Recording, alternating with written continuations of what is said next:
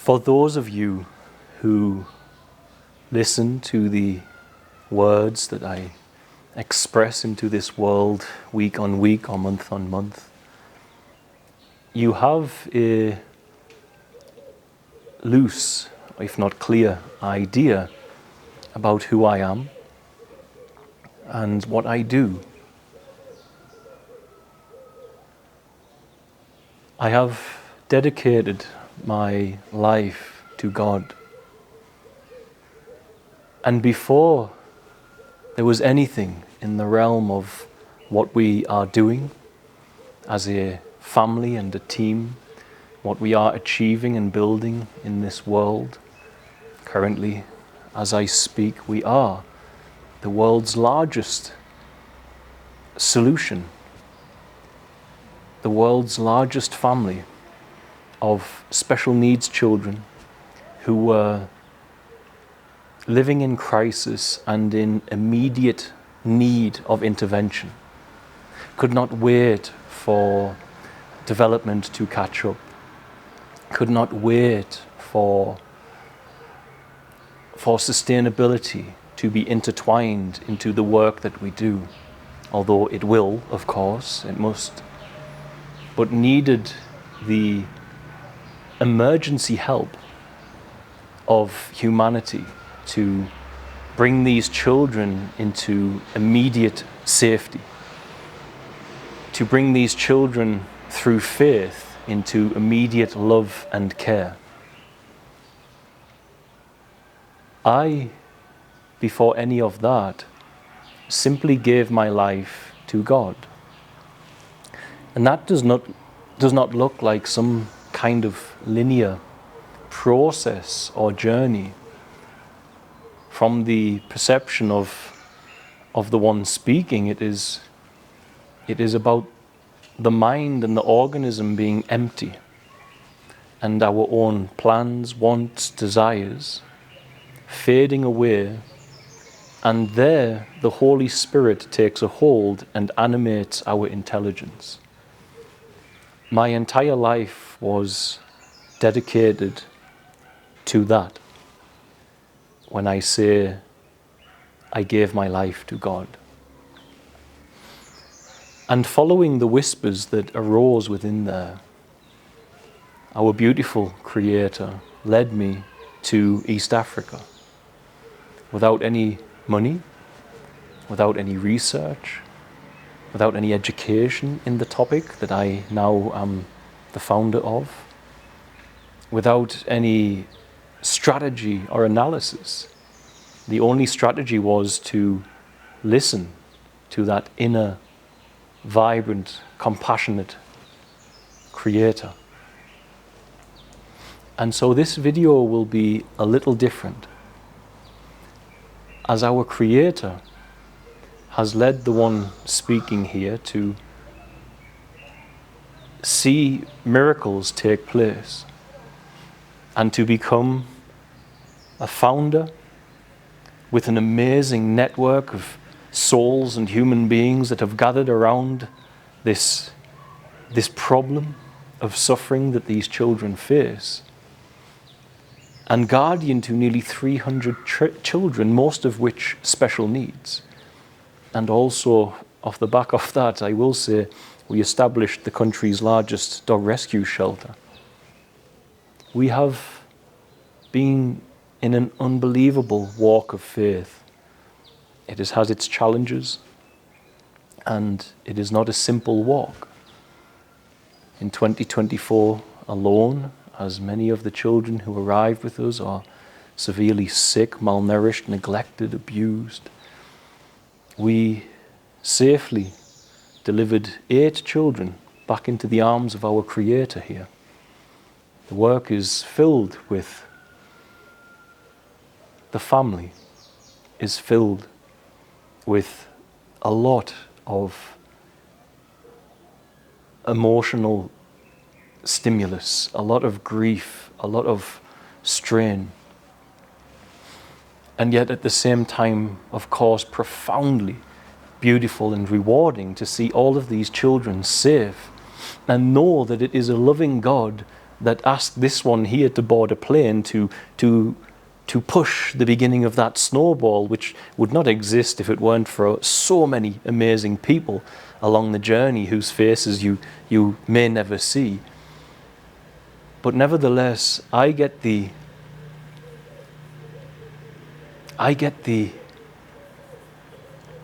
gift, the privilege of knowing that there is a loving Creator who brought this one to bring safety to all of those children. What I have never spoken into online, and I tried some years ago to do so, but healing was required, and so the response was something very difficult for me as a man to handle and deal with, and so I took it down.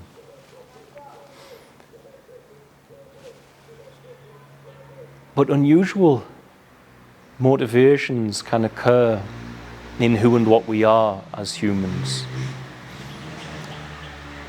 And many years ago, I lost the opportunity to be a father when I had spent a pregnancy with a young lady who I have full respect and love for her. She's by no means an enemy or anything of that nature. But we were young. And we were in a society that is profoundly sick. And so she, in her fear, had not disclosed that she may be pregnant by another man. And that man's ethnicity was not my own. This man, who was from the Middle East, therefore fathered the child that I dropped out of college to try and find work to support. And at that young age, I struggled.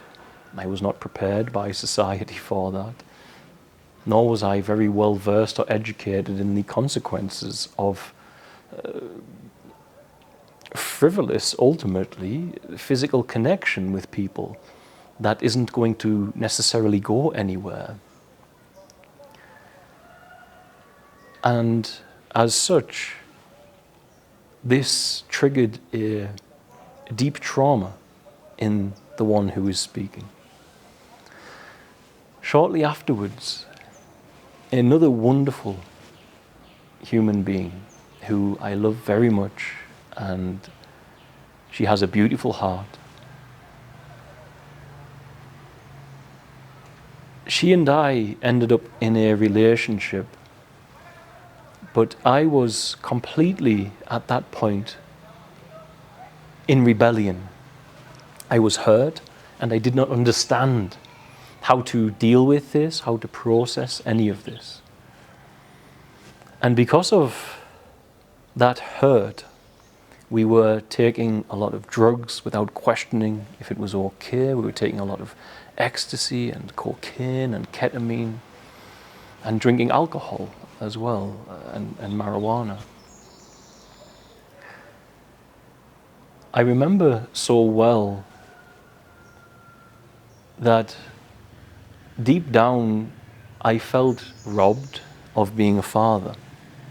And this young lady that I was now dating, of course, I continued with the same immature use of intimacy, came to me and said, you are going to be a father after all. And I remember sitting in her car as she told me, and I was so happy, and off she went, and I felt kind of relieved that this loss of 9 months of preparation was going to be filled with another child. Sadly, she chose to have an abortion, and I was not told about this prior.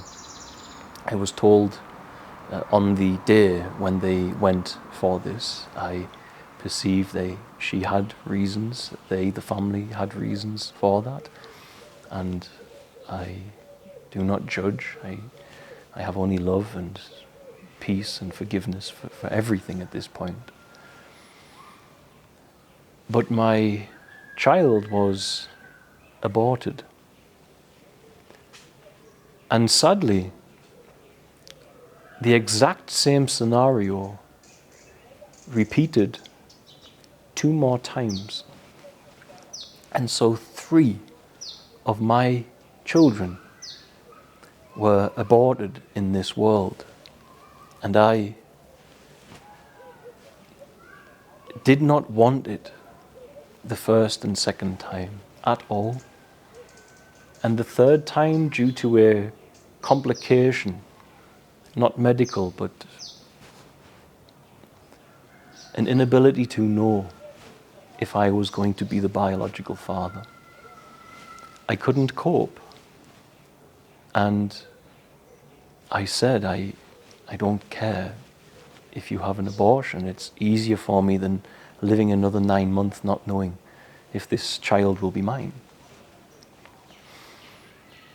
And so this is a very personal element in the framing of the man that God has made me into. I have a deep protective energy in my heart for children.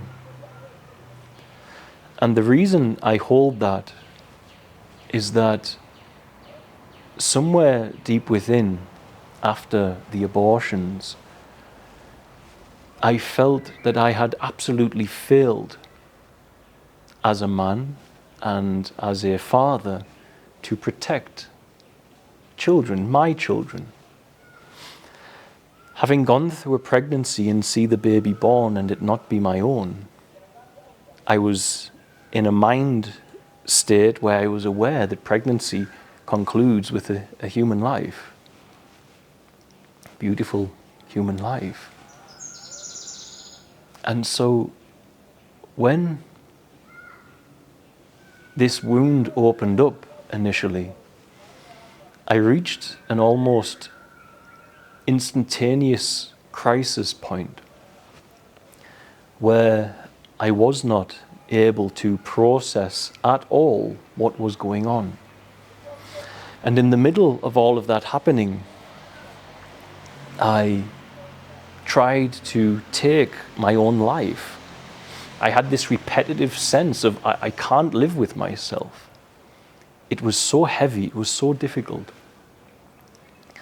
And when I tried to take my own life, I like to remember that it was not real and it was a cry for help, but I was taken unconscious by paramedics after ingesting a lot of tranquilizers and some other pharmaceuticals to a hospital where I woke up later the next day. And so in my memory, I feel like it was a cry for help, but in reality, I was taken by paramedics out cold and did not wake up until the next day. So I cry for help in the mind, but an actual attempt on the life, I guess, it's very difficult unless you're totally stable, I guess. But in that time, I continued taking drugs and so on after that event. And so I recall it being a cry for help, but the physical memory and reality seems a little different. It's an unusual element of the records of the human being sitting here talking within me. After that, I blamed everything and everyone. I blamed God, I blamed humanity, I blamed society, and I had no respect for the society that I was in. I lived in a reasonably small village, and after that event, everybody treated me totally differently. And I could see that we are in this very superficial, very quickly at a young age, in a very superficial state of consciousness where we accept one another based on behaving in a particular manner. And if you don't, it's a little bit unsure how you connect with another human in that space. And so I ended up in a deep rebellion off the back of these abortions and this first pregnancy. And in that rebellion, I became a very primitive and savagely minded human being. I can't put it any other way. I did not care about anything. I liked to live life on the edge as much as I could. I had motorcycles and I rode them like a maniac. I had sports cars and I drove them like a madman. And in among all of that, I broke the laws and I did things very immoral that hurt people to get money, because money was the way that I got my drugs. It was the way that I bought my cars and so on and so forth. So money became the core focus, and many years later, in this horrendous life, realized that I was in this box of darkness, just misery and sin ultimately. Saint Francis of Assisi said, "I have been all things unholy, and if God can work through me, he can work through anyone." And that resonates deeply with who I am. I have watched God work through this organism, but I have the memories of how profoundly unholy this organism can be. And this unholiness does not stay in the past. It can still exist today. Many people would be disappointed to meet me in real life. I have traversed much to be able to speak from this space where I speak now. And I believe that that space is a space where the mind is without any emotive animator of intelligence. It is a space where there is a deep stillness, and I believe it is what Christianity described as the peace that surpasses all understanding. I have been in some of the most chaotic of events out here in Africa, and that peace has stayed. And arriving to there to speak with you is not a guarantee when out in the world. It's not a guarantee when you are having people trying to kill you, which I went through last year persistently for some time here, or when people are trying to use fraud within the court to try and take the residential area of the children here. All of these background elements of a country that is developing, there is a peace that I know is the presence of God.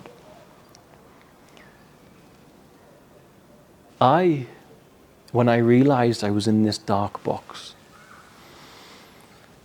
I found myself with fasting and prayer. I did not find any religion. I found fasting and prayer.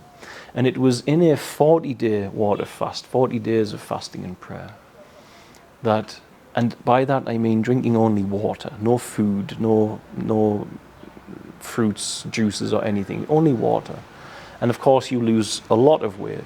But at the end of that fast, I met God with clarity, and that connection that opened has never really closed. There have been times where it has been buried under the trauma that life can hold for all of us. It has been buried under the struggles of constantly being tricked or betrayed and people trying to hurt you and so on. That has occurred, and that's created protection mechanisms within to stop.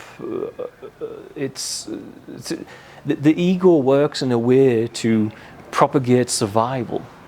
And so when many people betray you, or people that you let into your inner circle bring people with them that try to kill you and things of this nature, you become very guarded.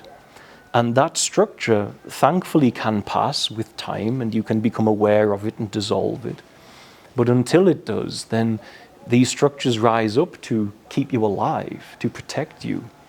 And so struggling to trust any human being has been a huge crisis that I was passing through internally over the last year, especially after people had tried to kill me predominantly, as that is a whole new dynamic as a human being when you have that actively going on inside your life as we did.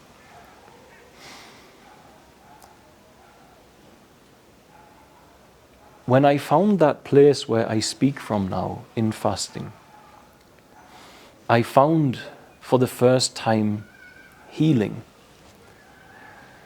But the healing wasn't immediate and instantaneous. It took time. And as I say, something within who I was as a man did not have love and God in my focus and awareness as a weapon for a human being to hold. My entire programming was more that weaponry is a physical battle. A battle is physical. You use guns, you use things of this nature. There was no concept that love was a weapon to do damage to the kingdom of darkness, of the adversarial energy. I say that as when I found myself in this box of darkness, I began to see society. And before I fully understood what the Holy Spirit was trying to transform the organism to be, the sense of grief for these children finally rose up inside of me. And I know many people have many viewpoints on abortion, but in the life of this human, there was grief. I was mourning the loss of my children. They will always be my children. I, as a man, and having had the background I had, began to look at society and find out who on earth raised humans to believe that frivolous, meaningless sex is culturally prioritized. And that frivolous meaning sex creates millions, tens of millions of babies that are aborted every single year. Why was I growing up in a culture and society that didn't discipline its children to not be as stupid and naive and primitive, aligned with my animal nature, my flesh, as I was as a young man? Why was I raised in this society? Why was the world that way? That instead of telling our children from a young age, when you have intercourse, when you have relations with somebody, it is producing life. And it is wise to be disciplined and keep that sacred union for spaces and times where you know that the arrival of a soul into the child that you create is going to be in a space of safety and maturity. Instead, the dominant mainstream media is pounding everybody with sexuality, with the notion that sex is purely for pleasure and nothing else. For all, of course, we take pleasure from this act, but nevertheless, it's not the goal of it. It's not what it is present for. Why are we teaching young women that abortion is an option before we teach them that mindless sexual pursuit is not? Why do we have this? And in that search, I became obsessive with understanding where it came from. And I looked for where the cultural erosion was coming from. And I, off the back of that, have spoken for over a decade and still continue to grow, expand, and learn on certain societies and parties within our world who are being influenced by a different God to the one that I found in my fast. The one that made me recognize that meaningless sexual intercourse is nowhere near as important as teaching our children that they should have the ability to have nobility and to know that they are royalty, the children of our Creator. And we can respect our organisms and that energy. We don't have to just spill it and waste it. And I was such a fool as that, as many raised in this world. Do we call you a fool or do we say victim? I have no idea, but I was a fool. I was using my sexual energy just frivolously, and the result was that in a young relationship that pregnancies occurred and children died. In that search, there was a discrepancy in my relationship with God, because a sense of wanting to get revenge was gripping the heart and the mind. But I did not know how or who to get revenge on.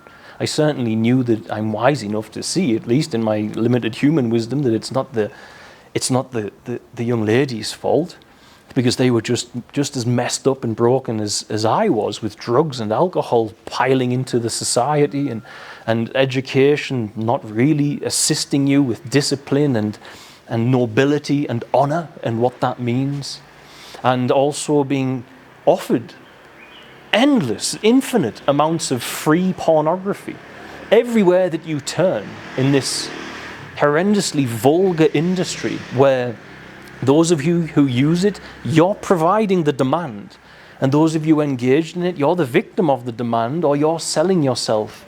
And there's a greater purpose for you, I assure you. I assure you, as I sold myself in a different way, not sexually, I sold myself to the enemy, breaking the law to get money, and it was hurting people as I did it. That is also in the same manner, giving something sacred away to dark, lying, deceptive behavior. It's the same imprisonment. And those who build industries to harness that energy, to harness pornography, they also are absolutely at fault and not in line with the God I met in fasting. And if anything, they are working for the enemy and eroding humanity by building these farms. And that's why they get rewarded so heavily when they build these pornography energy extraction farms that are existing in websites and so on all over the world. The people who founded them are very wealthy, but because of what they are doing, they are enslaving their fellow man into a weakened state.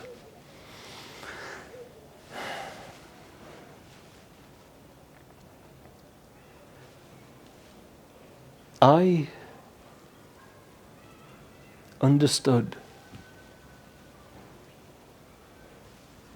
eventually that the enemy I was seeking was not in the families that are the 13 bloodlines, as many would say, these families that are clearly the synagogue of Satan, if there ever was one, those pertaining to be regular people, but serving this deceptive energy. I realized it was not human beings. I realized it was not secret societies. These were all just after products. These were all byproducts of a deceptive spiritual force We wrestle not against flesh and blood, but spiritual wickedness in high places. And I, after those abortions, was actually traumatized to the degree that I did not trust women at all. I couldn't, because my young mind, saturated with drugs, could not get over the scenario, and therefore was fearful of intimacy unless it was in a union that one could see a future within. And unfortunately, off the back of that vulnerability, as it was a vulnerability within who I was, I would keep women away, and anytime they would get close to me, I would instantly start thinking, I'm falling in love, I'm in love here. And I was so unhealed by this huge hole that had occurred from these events that I thought that whenever I got near to a woman, that she's the one and she will fill the void. And sometimes those feelings were real, but very often, seemingly they were an overcompensation from a traumatized inner element of self. And so this is a very personal, of course, anecdote to the structure of the one speaking and the traumas that all humans can face. And in time, I saw that we wrestle not against flesh and blood, but spiritual wickedness in high places. And I saw that there was an enemy, but it was not human. And yes, it has built structures which are inhuman, built structures that are not noble, not honorable, not disciplined, is allowing humanity to embrace this lower nature and capitalizing on it for not only money but control and power to direct this species of ours. And not only that, but convincing certain persons in power that it's like the gazelle theory. That man there is addicted to pornography, so just let him stay in that difficult state of life. In the same way, the gazelle who keeps chewing grass while all the others look up gets hit by the lion or the leopard or whatever it may be. An artificial predator is pinning down so many men in this world, and they can't get up off their knees even because of this extraction through sexualization and only using the one drug in most countries that has been said to be legal, alcohol, and out of the millions of substances that are there that can make people calm and relax, they choose this one abnormal one that makes us behave in terrible ways and is the cause of the frivolous sexual pursuits of many in the world. We know this. And when I saw that, I said to God, then let me be my highest good, because I'm carrying inside a very natural, male, masculine, human want to avenge in my primal nature the death of my children. And God lifted me up in that long water fast and showed me, you can glorify your children. You can, if you want to say avenge, if it's the right term. I don't perceive it's healthy, but it certainly was present in the opening years of this journey here in East Africa, building the world's largest organization for special needs children in need of immediate intervention and protection. I told God, let me be my highest good there. And off the back of that, I was taught clearly that the greatest way I would ever get the vengeance that I was burning with incorrectly and wrongfully is to take my awareness off of that and onto service to Creator and allowing Creator's love, which I was experiencing at the end of this fast in a way like I never had, and allow it to pour out of the organism and man that I am into the world around me. And off the back of that, I did more than damage the kingdom of the enemy. And the enemy is something to be respected, but also a little bit of docility is present. For every time the enemy tries to kill you, every time the enemy tries to harm you, every time the enemy creates events that are just unbelievable and can't fit in any context of regular, every time that happens, you know that you are on the right track. Every time it happens and fails, that is. If the enemy succeeds, depending on who you are, many will realize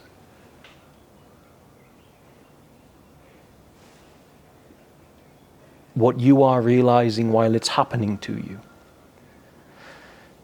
When it is happening, you realize, I must be doing something that's very agitating to these lower astral beings.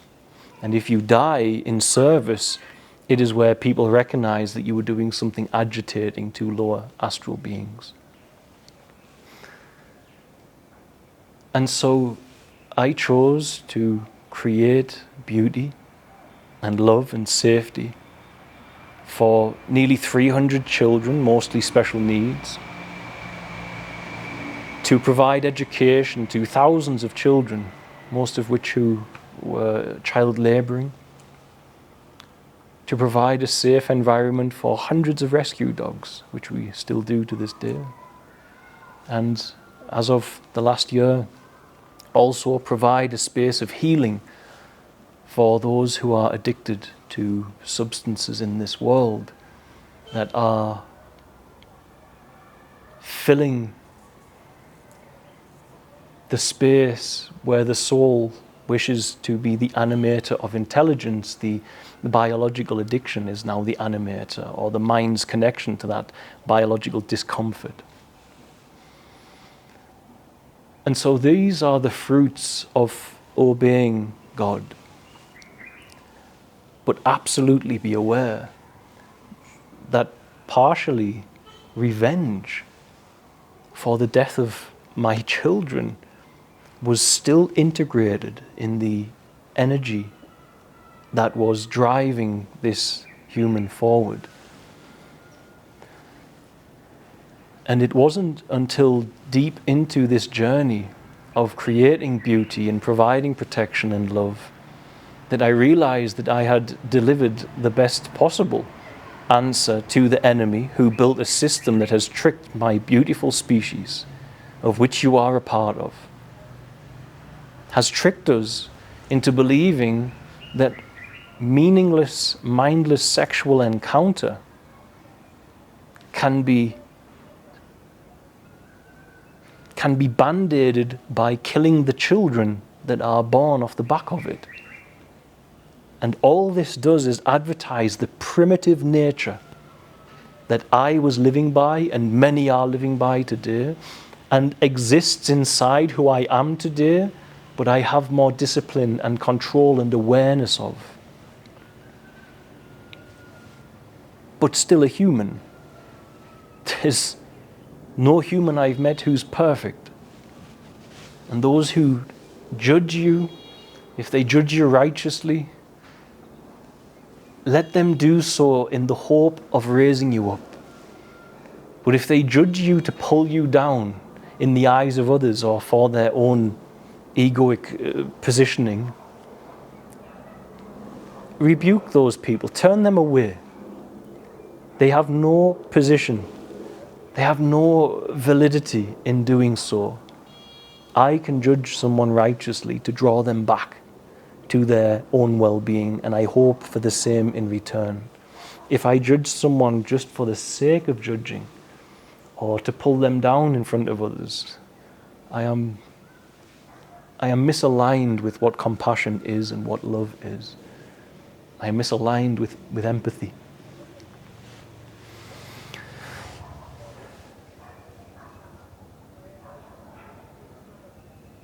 And so, before anyone would like to share, I would ask and make clear that I don't perceive that this beautiful family here would not have occurred without the abortions. But I do perceive in the life of the one speaking that they played a role in another route. I was always nurturing. As I was growing up as a child, I used to say I want to be a priest, a children's nurse, or a father or a dad, as I would say in the north of England.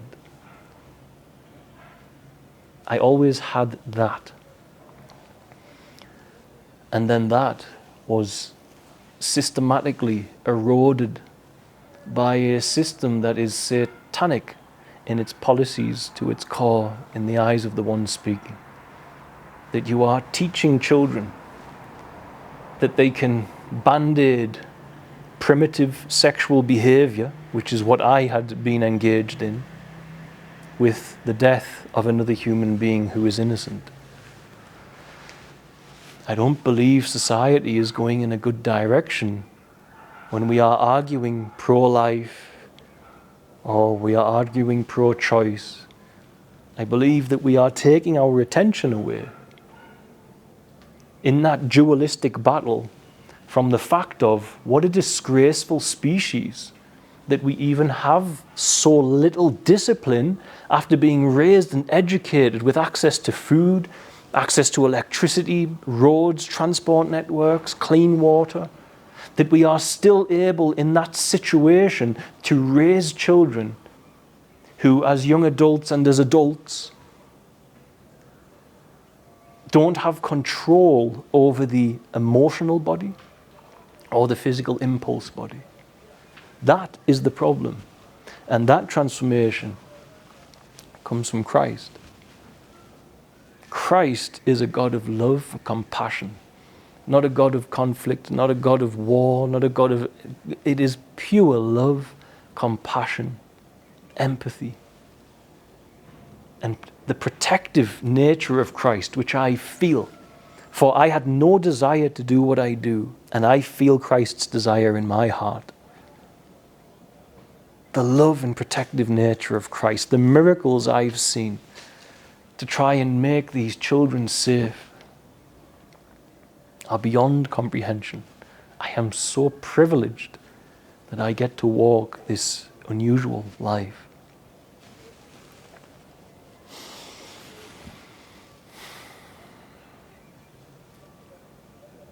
I got my revenge because hundreds of children that were suffering, and Satan and his minions were feeding on that suffering as they do, are now safe. They are not being harmed and abused and neglected. They're not being raped. They're not being trafficked. They are safe. And they will stay safe. They will stay safe long after I have left this world. I know it, because too many have gathered around them. And life is too short. If you are tangled in those places where you say, I cannot live with myself. There was two people in your sentence. There is I and myself. I is the awareness, myself is the egoic construct. When awareness becomes hyper-aware of the construct, all of the inner chatter that's tormenting you goes silent, and it is replaced by the love and the presence of our Creator. And in that space, you suddenly awaken to the reality of how close God was to you. For the love with which you loved was always the love that you are. Only excessive thought and certain means of education lured us away from sitting peacefully in the awareness of that truth.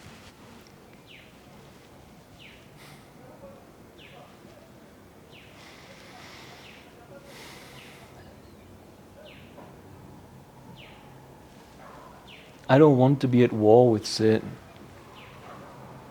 But Satan is at war with all that I, as a man, recognize to be true and good about this world and my kind, which you are. And if expressing that good causes a war with Satan, I will continue to use the one weapon that I have seen actually make change. That is the love of God animating intelligence and obedience in faith to what it has to say. And all of that is free through grace. You don't have to earn it. You don't have to do this. You don't have to do... It's all there. But if you are addicted to things, you have a long journey back to your middle where you can guarantee you don't wander away from the anchor point where the living God is the animator of your intelligence. This is where fasting in the life of this one needed to be so extreme, as the sins of this one were so extreme. The fasting didn't account for forgiveness, but the reprogramming of the biology and the mind needed the fasting to be of any value. I could have lived my life in the UK and dealt with those problems on and off more intensely for many years to come. But I chose a different road. I wanted to be efficient and effective. I was driven that I want to do something. And I guess deep down, which is something you probably all recognize, that I needed to prove to the invisible eyes, as nobody was watching and nobody was thinking it, but I had conjured in the heart, in the soul, in the mind, that I was a failure as a father. And I needed to prove that I could provide and protect for the children that I failed to protect that were in the womb. And it's such a traumatic dynamic. But it's the truth. But it is not to say that this beautiful family would not be if those events hadn't happened. I will not justify that abortion was needed for myself to do this. I believe wholeheartedly that I would have had capability to do what I do had those events not happened. I grew up with that burning in me, as I tell you. When you ask, what do you want to do to a child? I want to be a soldier, a pilot. I used to say, I want to be a father. And that seemed to be systematically attacked by the society, by the father of lies that is behind the structures of this society that tell us behave like primitives, have no discipline, and just medicate it by killing a baby. It is a collective insanity. We should focus back on the education and humanely, not with an iron rod or anything, but humanely, through temperance and disciplined educators, instill that spirit onto our children so they find their discipline, nobility, and their alignment with the Creator of all things.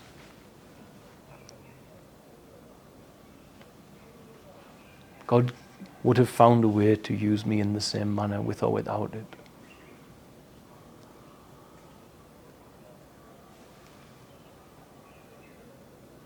I guess I wish to say this as I speak from a connection to God. I have built everything from listening to that connection. But every speaker, every human who can speak from there or senses there and allows it to animate them, every human has a personal history. And the awareness I am is the keeper of that history and story. And I feel a longing for some time that it is time to start sharing that history, to make sure that everybody recognizes that this is a human journey that we are all on. And there is nothing special about this one except for the presence of the living God, the Holy Spirit, the creator of all things, the super consciousness of great unconditioned love of the now, being present, whatever you want to call it, It's erroneous. Religious language is not needed if it doesn't suit well with you. You're still pointing at the same thing, and that same thing brings us into the light. Love, healing, and compassion. That my own family here in Tanzania provides to hundreds of children that have seen things that humanity should never see. That grown men would struggle to see and endure. And yet here they are, smiling, happy, healed. Because the love of God came through the hearts of thousands and said, I agree. No children, no child should live like that. No children anywhere should live like that. And together something beautiful was born. But that is how abortions stimulated a want for revenge, which God capitalized upon by aligning the man that I am, who spent more than a decade with an internal complaint to God. I just wanted to be a father. And be careful of your internal mantra, because God so answered that mantra that was daily and strong and potent, even if I wasn't aware. I want to be a father. And God was preparing the soils so that that would be fulfilled. And I would know what the rapture of joy in a man's life truly is. For every night when I go to bed, I have the option to go to the memory of that longing and then back to the presence of what has been created. I shall leave it there. I love you all. God bless and thank you for making this family in this miraculous and unique, privileged life, however difficult it is, however challenging it is, however many illnesses the enemy throws at us, however many attempts on our lives the enemy throws, however much corruption and betrayal. In the middle of it is that peace and joy that surpasses all understanding. And sometimes we get lost in that stuff that's thrown at us, but we can always know that we will come back to that place. And I'm happy to know that that's the place where we transition to when we are finished with these bodies. I love you all. God bless, guys. Be well. I believe that most of you know that it is thanks to the community that is listening and the community of the past that has listened, sharing their love and support, that we have been able to build 2 villages out in East Africa. And across those villages live nearly 300 children who were living without any parents or guardians, and the majority of them special needs, living in isolation, suffering and neglect of a level that is hard to even comprehend in this world. Thank you to everybody who has made our family, our vision, and all of that love and healing possible. Without you, there is no way that any of that would exist. The majority of what we do is made possible by our partners.